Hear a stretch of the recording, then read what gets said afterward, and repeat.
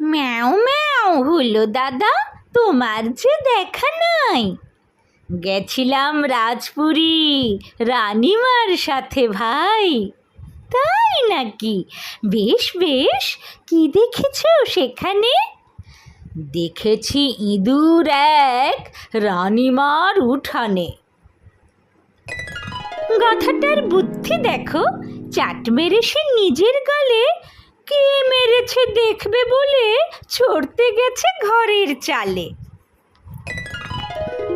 বাস রে বাস, সাবাস বীর, ধনুকখানি ধরে পায়রা দেখে মারলে তীর, কাকটা গেল মরে।